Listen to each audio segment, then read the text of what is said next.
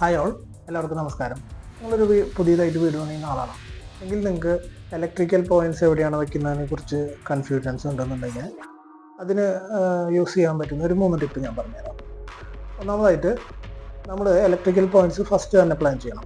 Electrical points എവിടെയാണ് വരേണ്ടത് എന്നുള്ളത് നമ്മൾ ഫർണിച്ചർ ഫൈനലൈസ് ചെയ്യുന്നതിന് മുമ്പ് പ്ലാൻ ചെയ്യണം. അപ്പോൾ അങ്ങനെ വെച്ചിട്ടുണ്ടെങ്കിൽ ഈ സോഫയുടെ ബാക്കിൽ അല്ലെങ്കിൽ ഫ്രിഡ്ജിൻ്റെ ബാക്കിലൊക്കെ വരുന്ന ഫർണിച്ചർ വരുന്ന സ്ഥലം അങ്ങനെ വരുന്ന പ്രശ്നങ്ങൾ നമുക്ക് ഒഴിവാക്കാൻ പറ്റും.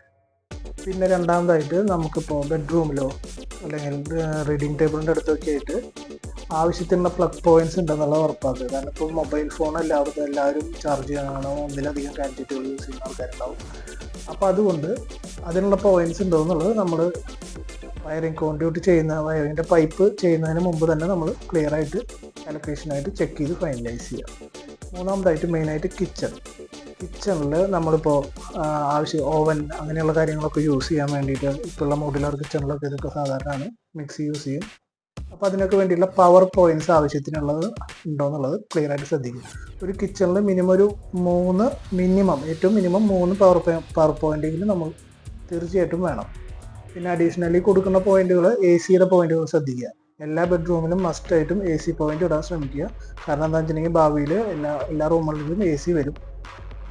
അപ്പോൾ അതുകൊണ്ട് അങ്ങനത്തെ കാര്യങ്ങളൊക്കെ ഒന്ന് ശ്രദ്ധിച്ചു കഴിഞ്ഞാൽ നിങ്ങൾക്ക് ഇങ്ങനത്തെ ചെറിയ ചെറിയ കാര്യങ്ങൾ മാത്രം ശ്രദ്ധിച്ചാൽ മതി. അപ്പോൾ ഇലക്ട്രിക്കലിൽ വരുന്ന പിന്നീട് മാറ്റേണ്ടി വരികയെന്ന് വെച്ചിട്ടുണ്ടെങ്കിൽ പിന്നീട് വെട്ടിപ്പൊളിക്കേണ്ടി വരാം, കൂടുതൽ കോസ്റ്റ് ആവും. അപ്പോൾ അങ്ങനത്തെ കാര്യങ്ങളൊക്കെ ഒന്ന് ശ്രദ്ധിക്കുക. നിങ്ങൾക്ക് അപ്പോൾ ഇന്ന് തന്നെ പ്ലാനിങ് നിങ്ങളുടെ പെട്ടെന്ന് തന്നെ തുടങ്ങുക. വീട് പണിയുമ്പോൾ നന്നായി പ്ലാൻ ചെയ്യുക. എന്തെങ്കിലും ഡൗട്ട് ഉണ്ടെന്നുണ്ടെങ്കിൽ ഈ നമ്പറിൽ ഒന്ന് കോൺടാക്ട് ചെയ്താൽ മതി. ബാക്കിയുള്ള ഡീറ്റെയിൽസ് ഞാൻ പറഞ്ഞു. Okay, thank you all.